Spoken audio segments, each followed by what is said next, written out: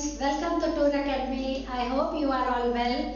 And today I am going to explain some more questions from the same sample paper, that is 2023 का जो board की तरफ से CBSE की तरफ से आपका sample paper आया है.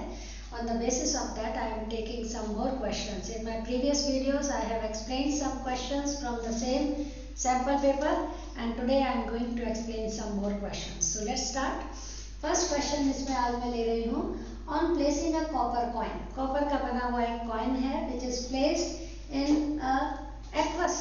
An aqueous solution of ferrous sulphate. जो एक ग्रीन कलर का एक्वस सॉल्यूशन बनाता है ferrous sulphate, that is FeSO4 ferrous sulphate. If you dissolve it in water it will form green colour solution, right. Containing green ferrous sulfate solution, it will be observed that the ferrous sulfate solution. बस यहाँ तक आपको दिया हुआ है. So first of all you should understand the meaning of this question.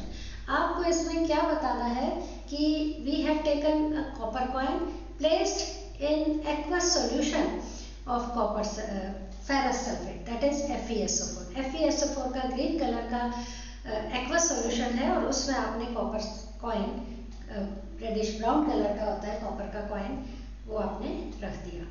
So what will you observe? You have got 4 options, A, B, C, D.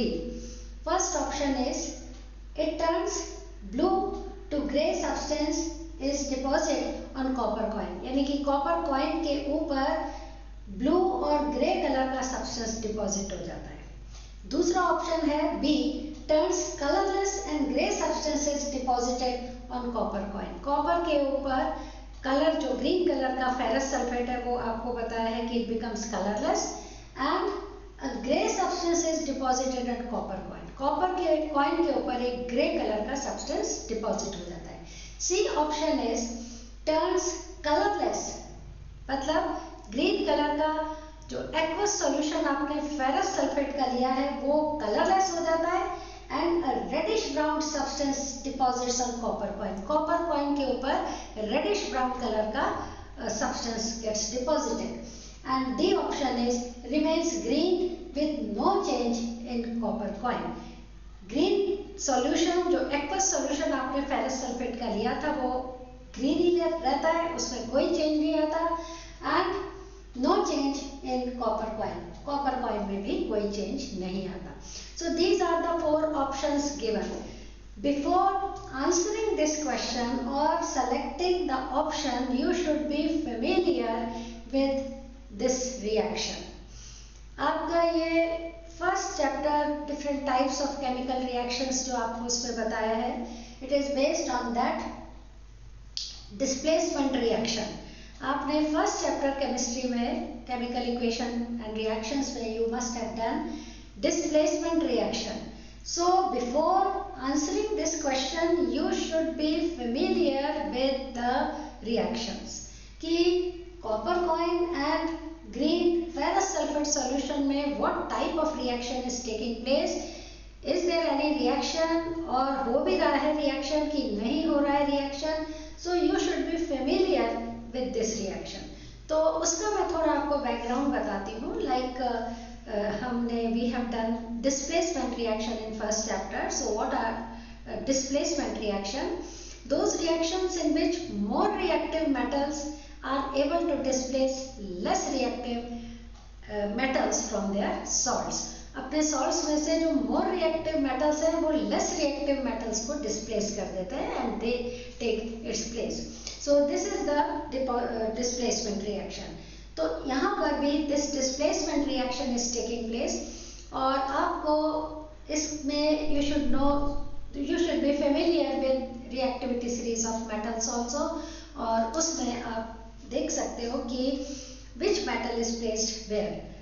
So according to that reactivity series, the metals which are at the top of the reactivity series above hydrogen in the reactivity series are very reactive, more reactive, and the metals which are present below hydrogen or at the bottom of the reactivity series are the least reactive metals. So on the basis of that reactivity series you will have to explain the answer of this question. तो उसमें reactivity series में you should find out the place of sulphate में कौन सा metal है? Iron metal है। Ferrous sulphate FeSO4। Aqueous solution इसका होता है ग्रीन कलर का। ग्रीन कलर का एक्वस सॉल्यूशन इसका बनता है पानी के अंदर। एक्वस सॉल्यूशन मींस वाटर के अंदर। रिएक्ट्स विद कॉपर, इसके अंदर आपने कॉपर कॉइन डाला है, दैट इज कॉपर मेटल डाला है। तो this is the reaction. Now on the basis of reactivity series आप देखोगे कि this copper metal is quite below in the as compare to iron metal. Sulphate से हमें कोई मतलब नहीं है, सॉल्यूशन उससे बना है एक्वस सॉल्यूशन FeSO4 का, आयरन सल्फेट भी कह सकते हो, but it is ferrous sulphate क्योंकि यहाँ पर आयरन की वैलेंसी है 2। तो कॉपर का कलर होता है reddish brown, copper metal is reddish brown and this is green. यहाँ पे first of all you will have to see whether this reaction takes place और not. Now you see copper metal is below iron in the reactivity series. अगर आप अपनी book खोल के देखोगे reactivity series तो you will find that copper is below in the reactivity series iron से नीचे है। आयरन की जो प्लेस है वो ऊपर है, हाइड्रोजन से भी ऊपर है, और कॉपर का place in the reactivity series it is below hydrogen. So यहाँ पर इसका मतलब ये है कि copper is less reactive than iron present in the ferrous sulphate. तो जब कॉपर लेस रिएक्टिव है, और अभी मैंने आपको डेफिनेशन बताई, more reactive metals are able to displace less reactive metals from their salt solutions. So this is the salt solution. Iron is more reactive than copper. Copper is less reactive than iron, so copper is not able to displace iron from copper iron sulfate. Copper is not able to displace iron from iron sulfate. जब copper displace ही नहीं कर सकेगा iron को iron sulphate में से, so there will not be any reaction taking place in this situation. तो यहाँ पे कोई रिएक्शन ही नहीं होगा। So जब रिएक्शन ही नहीं होगा तो एक मैं आपको बताया turns blue grey substances deposit on copper ion, बिल्कुल रॉन्ग। रिएक्शन ही नहीं हो रहा तो this deposition of blue and grey substance will not take place on iron coin, on copper coin. दूसरा ऑप्शन है टर्न्स कलरलेस। ये कलरलेस तो तभी होगा ना जब रिएक्शन होगा। When there is no reaction so it will not turn colourless, it will remain green in colour. और दूसरा बताया deposit grey substance will deposit on copper coin. जब रिएक्शन ही नहीं हो रहा तो ग्रे कलर कहाँ से डिपॉजिट हो जाएगा कॉपर पे। And the third option is turns colourless. Colourless क्यों होगा? When there is no reaction और ब्राउन सब्सटेंस कॉपर के ऊपर डिपॉजिट होता है। कॉपर तो ऑलरेडी रेडिश ब्राउन कलर का है तो उस पर कुछ भी डिपॉजिट नहीं होगा। And the D option is remains green with no change in copper coin. So this is the correct option according to all that information I have given to you. उसके बेस पे आप D को select करोगे कि green colour will remain as such, copper will remain as such, no change in copper, no change in color of the ferrous sulfate, the reaction, no reaction will take place. So यहाँ पे D option is the correct option. तो आपने ये background में आपने ये पूरा अपने दिमाग में ये आपके होना चाहिए आंसर। आपने बिना सोचे समझे इसको टिक मार्क नहीं करना। आपने ये देखना है कि अगर ये D करेक्ट है तो बाकी के 3 A, B, C रॉन्ग क्यों है। You should know the reason, क्योंकि इट्स नॉट नेसेसरी कि आपके यही क्वेश्चन आएगा और आप रट्टे लगा लोगे। It's not like that. इससे मिलता जुलता है, इसी डिस्प्लेसमेंट रिएक्शन या प्रेसिपिटेट रिएक्शन में कोई और क्वेश्चन भी आ सकता है आपके। सो आपको बेसिक्स पता होने चाहिए। On the basis of your information पूरी आपको इसकी नॉलेज होनी चाहिए। Only then you should answer the question. So D is the correct option because copper is less reactive than iron present in iron sulfate. There will not be any chemical reaction in this solution. Iron sulfate will remain as such, green color will remain intact and copper will remain as such. कोई reaction उनमें नहीं होगा. So this is the answer of this question. Next question है, Anita added a drop of dilute acetic acid and dilute hydrochloric acid on pH paper. Anita ने क्या किया कि एक pH paper, we know that we can find out the strength of acids and bases on pH scale. PH scale एक indicator है, universal indicator. उसमें different colours आते हैं, डिफरेंट बेस पे स्ट्रेंथ, एसिड्स और बेसिस की स्ट्रेंथ के base पे। बिकॉज वी नो दैट आपके जो ब्लू लिटमस और रेड लिटमस है, they tell us whether the given substance is acidic और बेसिक, राइट। यही बताते हैं वो सिर्फ। अगर एसिडिक है the blue litmus will turn red, अगर बेसिक है तो red litmus will turn blue, that's all. But ये नहीं बताते blue litmus and red litmus कि how much acidic is this substance और how much basic is that substance. उनकी strength नहीं बताते। तो to overcome that problem we have pH scale. और सोरेनसन ने आपको मेरे पिछले एक वीडियो में आपको एक्सप्लेन किया हुआ है, पूरी आपको स्केल बताया है पीएच स्केल। और उसमें मैंने आपको बताया है कि जितने भी 1 से लेके 14 तक पीएच स्केल हमारा मार्क किया होता है, 1 से लेके 14 तक। और उसमें जो सेंटर में 7 पॉइंट है, अगर किसी भी सॉल्यूशन का पीएच वैल्यू 7 है, it means it is neutral. Neutral means neither acidic nor basic. तो वाटर का 7 होता है because water is totally neutral, neither acidic nor basic, right. लेकिन उससे बिलो 7, लाइक आप 6 पे अगर पीएच वैल्यू है, it will be very light, very slightly acidic in nature. As you go down, 5 है, 5.5 है, 4 है, the acidity or the strength of acid it goes on increasing. जितना कम pH वैल्यू है उतना ही ज़्यादा वो स्ट्रॉन्ग एसिड है, उसमें उतना ही ज़्यादा कॉन्सेंट्रेशन है हाइड्रोजन आयन का। तो as you go down 2 पे आते हो वेरी स्ट्रॉन्ग एसिड, 1 पे आते हो 0 पे आकर तो स्ट्रॉन्गेस्ट एसिड है हमारा H2SO4। On the other hand जब आप 7 से ऊपर जाते हो, 7 के बाद 8 आता है, स्लाइटली अल्कलाइन यानी कि बेसिक नेचर होगा सॉल्यूशन का। 9 पे 10 पे जाते जाते द बेसिसिटी और alkalinity will keep on increasing. और 14 हाईएस्ट पॉइंट है पीएच स्केल का, 14 पे वो सॉल्यूशन होगा which is the most basic in nature, maximum basic properties है उसमें, और वो है हमारा सोडियम हाइड्रोक्साइड। 0 वाला है हमारा sulphuric acid, also known as king of chemicals, because this is the strongest acid और बहुत ज़्यादा हमारी केमिस्ट्री में रिएक्शंस में हम उसको यूज करते हैं।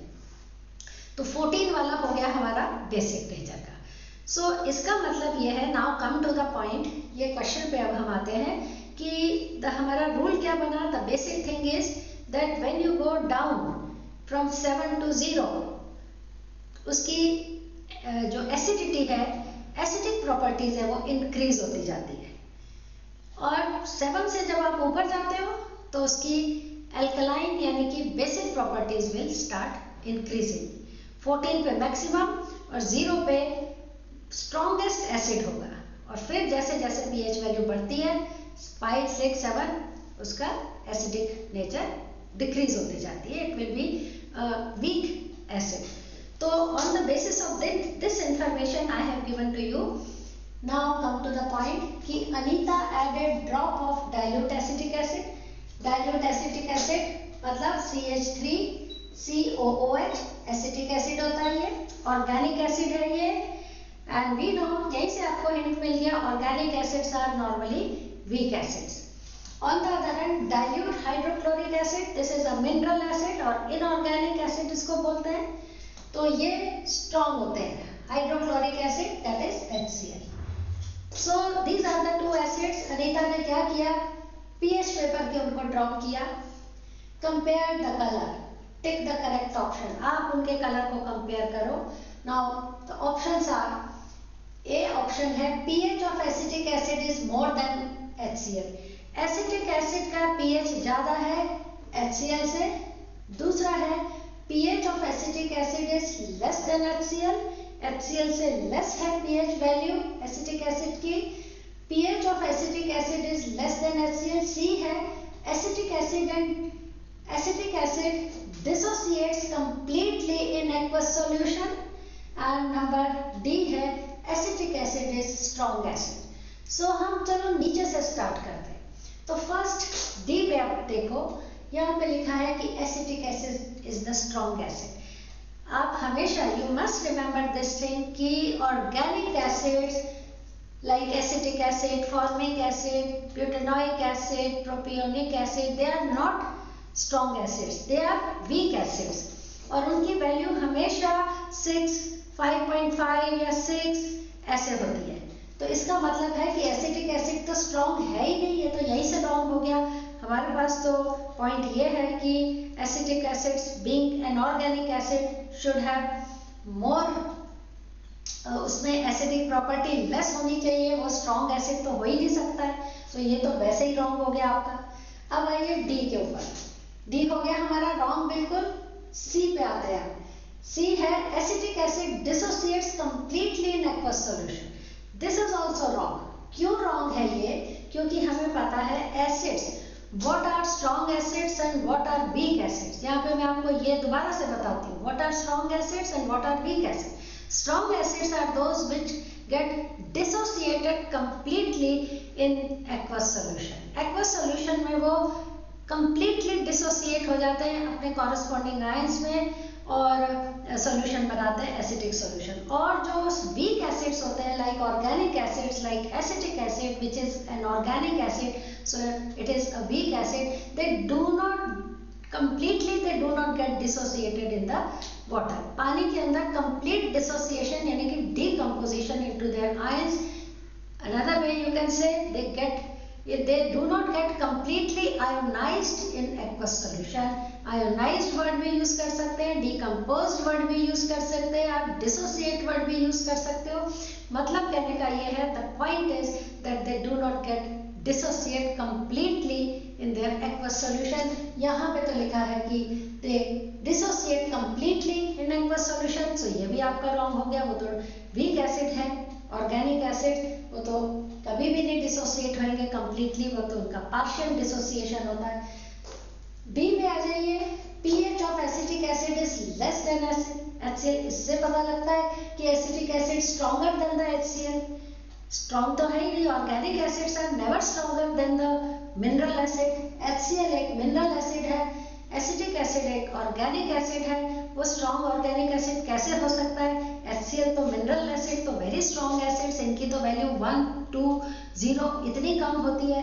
तो एसिटिक एसिड आपको पता है is less than pH value acetic acid की less than HCl।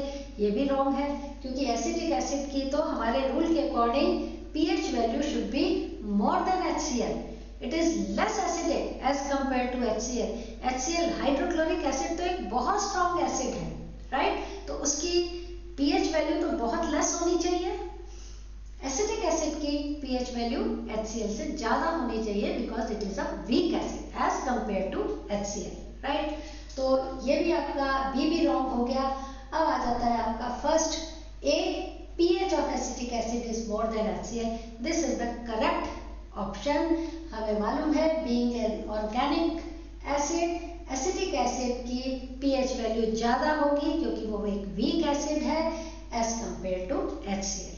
So A is the correct option in this question. समझ आ गया आपको? आपको मैंने सारा इसका बैकग्राउंड बता दिया कि बाकी के सब रॉन्ग क्यों हैं and why A is the correct option. I hope you have understood it well, क्योंकि इससे मिलते जुलते आपके पेपर में और भी क्वेश्चंस आ सकते हैं, राइट? एक क्वेश्चन आज मैं और करा रही हूँ आपको, that is the formulae of 4 organic compounds. ये 4 ऑर्गेनिक कंपाउंड्स हैं। 4 organic compounds are shown below. Carbon compound में से ये आपका क्वेश्चन है कि formulae of 4 organic compounds are shown below, choose the correct option. आपको 4 ऑर्गेनिक कंपाउंड के स्ट्रक्चरल फॉर्मूला बताए हैं। ये है एक A, B, C and this is D, right? On the basis of this structure, they have given the 4 options. First option is A option जो आपका है A and B are unsaturated hydrocarbon। आपको बताया है A और B, ये A है और बी है, बोला है कि ये अनसैचुरेटेड हाइड्रोकार्बन है, right. B option is C and D are saturated hydrocarbon. Saturated hydrocarbon जिनमें सिंगल बॉन्ड लगती है, hydrocarbon are those compounds, those organic compounds which are made up of only carbon and hydrogen. Hydrocarbon से बहुत ही category एक carbon compounds की बिल्कुल simplest type of carbon compounds आते हैं। सैचुरेटेड हाइड्रोकार्बन, अनसैचुरेटेड भी हो सकते हैं, but hydrocarbon means those organic compounds which are made up of only hydrogen and carbon. Hydrogen and carbon से मिलकर सिर्फ जो बने होते हैं, those organic compounds are known as hydrocarbons. This is the simplest form, simplest type of organic compounds. Now hydrocarbons may be saturated, may be unsaturated. Saturated hydrocarbons are those hydrocarbons in which tetravalency of carbon is fulfilled by putting single covalent bond. Carbon के साथ हर जगह single covalent bond, carbon और hydrogen में तो single होती है, carbon में भी सिंगल कोवेलेंट बॉन्ड होती है, तो उनको हम सैचुरेटेड हाइड्रोकार्बन्स कहते हैं। तो जिस भी हाइड्रोकार्बन में सिंगल बॉन्ड्स ही हैं सिर्फ, that will be your saturated hydrocarbon. On the other hand, we have unsaturated hydrocarbons. So those hydrocarbons in which tetravalency of carbon is fulfilled either by putting double covalent bond or triple covalent bond. Those hydrocarbons are known as unsaturated hydrocarbons. तो unsaturated में further we can classify जिसमें double covalent bond होती है hydrocarbons में, they are known as alkenes, और जिनमें triple covalent bond होती है in between two carbon atoms, those are alkynes. So this is the simple way में मैंने आपको समझाया है कि सैचुरेटेड और अनसैचुरेटेड हाइड्रोकार्बन क्या होते हैं। But the thing is that hydrocarbon means चाहे सिंगल बॉन्ड से बने हो, चाहे डबल बॉन्ड से, चाहे ट्रिपल बॉन्ड से, hydrocarbon means hydrogen and carbon से मिलकर बनने वाले ऑर्गेनिक कंपाउंड्स, राइट। तो on the basis of this information now you have to find out the correct option. Correct option क्या है, ऊपर से हम शुरू करते हैं। पहला है A and B are unsaturated hydrocarbon. अब आप देखेंगे कि ये करेक्ट है कि नहीं करेक्ट है। इसमें आपको क्या बताया है, ए एंड बी, ये है ए और ये है B, right. A and B are unsaturated hydrocarbon, यानी कि इनमें डबल बॉन्ड वाले हाइड्रोकार्बन होने चाहिए। पहला वाला तो ठीक है, A double bond unsaturated hydrocarbon है ये, हाइड्रोजन और कार्बन के अलावा no other third element present in it, carbon है और हाइड्रोजन है और डबल बॉन्ड भी है, ठीक है। तो ए तो बिल्कुल ठीक है, अनसैचुरेटेड हाइड्रोकार्बन है। Now come to B. B में कार्बन है, हाइड्रोजन है, डबल बॉन्ड भी है, बट साथ में ऑक्सीजन भी है, ये दो ऑक्सीजन एटम भी है, तो ये हाइड्रोकार्बन तो नहीं ना हुआ, राइट। तो B is not unsaturated hydrocarbon. Unsaturated तो है, डबल बॉन्ड है उसमें कार्बन और ऑक्सीजन के बीच में, अनसैचुरेटेड तो हो गया, but it is not a hydrocarbon. Hydrogen और कार्बन से ही नहीं बना है, इसमें ऑक्सीजन भी है। तो फर्स्ट ऑप्शन आपका क्या हो गया, रॉन्ग हो गया। दूसरा ऑप्शन आपको बताया C and D are saturated hydrocarbon. अब देखो सी कहाँ है, दिस इज द सी, और ठीक है ये सैचुरेटेड हाइड्रोकार्बन है, सी तो ठीक है।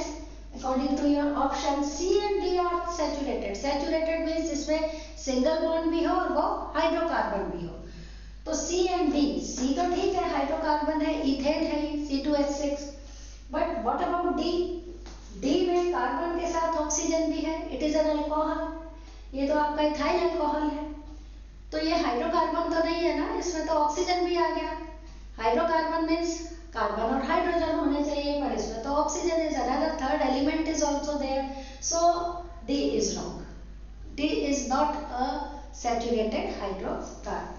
तो ए सी है पर डी नहीं है, तो आपका बी ऑप्शन भी रॉन्ग हो गया। नेक्स्ट है addition of hydrogen in the presence of catalyst changes from A to C. Addition of hydrogen, इसमें ऑप्शन में आपको बताया है कि आपने एडिशन ऑफ हाइड्रोजन कर रहे हो, किस में कर रहे हो वो तो आपने सेलेक्ट करना है। Addition of hydrogen in the presence of catalyst. अब कैटलिस्ट पहले तो आपको मैं बताती हूँ क्या होता है. What is a catalyst? Catalyst is a substance which is either which can increase the speed of a reaction or initiate the reaction. A substance which speed up the reaction or initiate the reaction. अगर reaction start नहीं हो रहा कोई chemical, then we use a substance.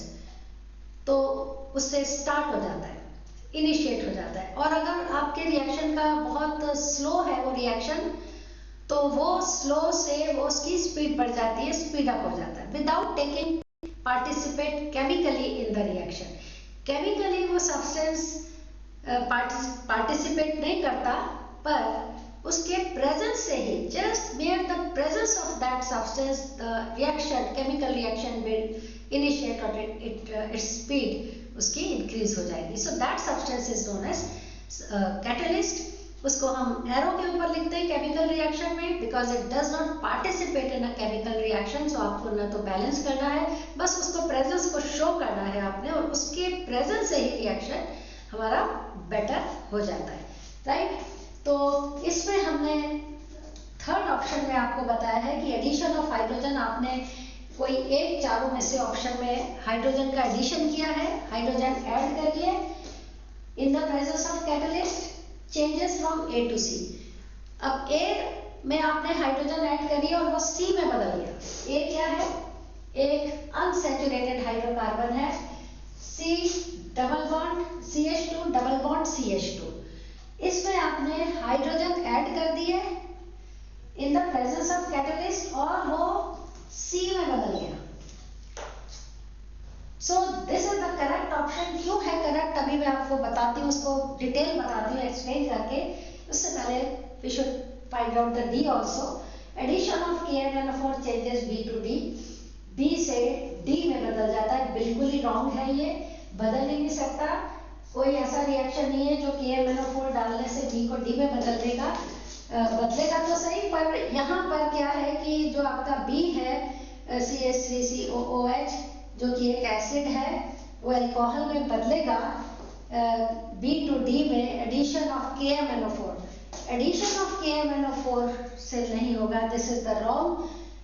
उसमें आपको oxygen add करनी पड़ेगी. ये भी आपका बिल्कुल रॉन्ग हो गया, क्योंकि KMnO4 का ऐसा कोई रिएक्शन ही नहीं है कि addition of KMnO4. KMnO4 is a very good oxidising agent. तो ऑक्सीडेशन ऑफ अल्कोहल में आपको यहाँ पे हम यूज करते हैं इधर KMnO4 और potassium dichromate, that is K2Cr2O7. तो उनमें से ऑक्सीजन निकलती है और वो ऐड होती है, अल्कोहल में ऐड होती है और उससे एसिटिक एसिड बनता है.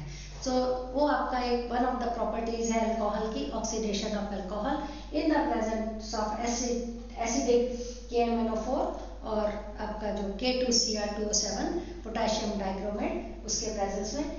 ये एक ऑक्सीडेशन का रिएक्शन है जिसमें आप हाइड्रोजन आप तो ऐड नहीं करेंगे, इसमें ऑक्सीजन ऐड होगी. और ये रिएक्शन बिल्कुल वो रिएक्शन है जिसमें alcohol will get converted into acetic acid. लेकिन ये जो लिखने का तरीका ये रॉन्ग है. KMnO4 ऐड नहीं होगा इसमें. KMnO4 में से ऑक्सीजन, नेसेंट ऑक्सीजन निकलेगी, वो अल्कोहल को ऑक्सीडाइज करेगी, तब वो कन्वर्ट होगा. और वैसे भी इसमें लिखा है B D में कन्वर्ट होगा, ये भी रॉन्ग है. D B में कन्वर्ट होगा अगर KMnO4 से ऑक्सीडाइज आप करोगे तो आपका D भी रॉन्ग है. अब एक और C जो आपका है उसको मैंने करेक्ट बताया है. क्यों करेक्ट बताया? एडिशन ऑफ हाइड्रोजन से क्या होगा कि इन the presence of catalyst A C में बदल जाएगा. ये है आपका A और ये है आपका C. यहाँ पर एक बहुत ही वेल नोन रिएक्शन है. This is addition reaction of alkenes. जो अनसैचुरेटेड हाइड्रोकार्बन्स हैं उनमें जब आप अनसैचुरेटेड, वो क्यों है? क्योंकि उनमें हाइड्रोजन एटम की कमी है, डेफिशिएंसी है हाइड्रोजन एटम की. और अगर आप अनसैचुरेटेड हाइड्रोकार्बन को मोर ऑक्सीजन एटम सप्लाई कर दोगे तो नेचुरली वो डेफिशिएंसी फुलफिल हो जाएगी और वो सैचुरेटेड में कन्वर्ट हो जाएगी. फॉर एग्जांपल आपका जो A है, दिस इज एक्चुअली C2H4 है, इसका नाम है ethene. This is unsaturated, double bond है इसमें, ये आपको स्ट्रक्चर भी यहाँ पे लिखा हुआ है क्वेश्चन में. इसमें ये C2H4 में डबल बॉन्ड यहाँ पे इस कार्बन और कार्बन में क्यों लगी है? क्योंकि इसमें हाइड्रोजन की डेफिशिएंसी है। अगर 2 हाइड्रोजन इसको और देते हो तो ये डबल बॉन्ड नहीं लगेगी, ये डबल बॉन्ड किस में बदल जाएगी? सिंगल बॉन्ड में बदल जाएगी, क्योंकि आपने इसको 2 हाइड्रोजन और दे दिए हैं और ये सैचुरेटेड हाइड्रोकार्बन में बदल जाएगा। ये डबल बॉन्ड इसीलिए थी क्योंकि no more hydrogen atoms were present in this, तो कार्बन के इलेक्ट्रॉन्स ने आपस में शेयरिंग कर ली थी और सिंगल से डबल बॉन्ड हमने बना दी थी। पर अब आपको जब खुले हाइड्रोजन और मिल रहे हैं इस वाले कंपाउंड को, तो इसमें आपने हाइड्रोजन ऐड किया इन the presence of a catalyst. Catalyst आप यहाँ पे निकल कैटलिस्ट लेंगे तो C2H6 यानी कि ये वाला कंपाउंड बन जाएगा, C2H6 बन जाएगा, दैट इज इथेन। इथीन जो कि अनसैचुरेटेड है उससे ethane that is saturated hydrocarbon बन गए। तो this is known as addition reaction. इसकी एक वेल नोन एप्लीकेशन भी है, that is you can convert unsaturated vegetable oils into vanaspati ghee. तेल से आप घी बना सकते हो by using this addition reaction. So that is also a very important question.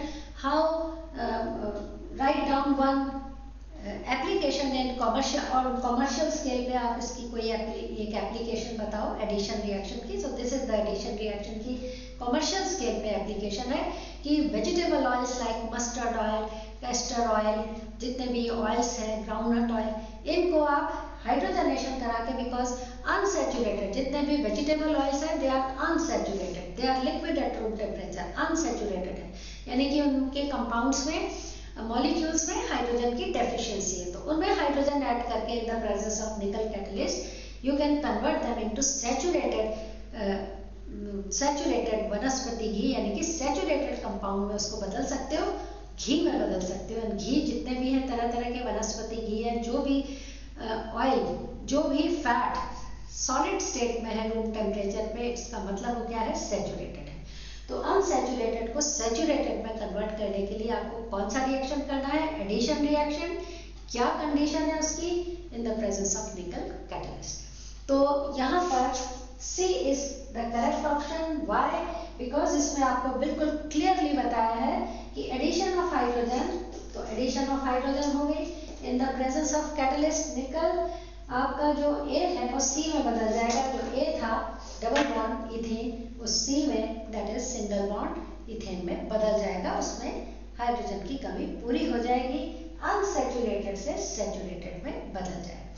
So this is the explanation of this answer, क्योंकि आपको बार बार again and again I am repeating this thing कि आपको बाकी के जो 3 ऑप्शन रॉन्ग हैं, you should know the reason कि व्हाई दे आर रॉन्ग। जो करेक्ट ऑप्शन है आपको ये पता होना चाहिए कि वो करेक्ट क्यों है, क्योंकि इट्स नॉट नेसेसरी कि सेम एग्जैक्टली आपके पेपर में यही क्वेश्चन आ जाए, थोड़े बहुत इससे घुमा फिरा के थोड़ा सा चेंज करके भी आ सकते हैं।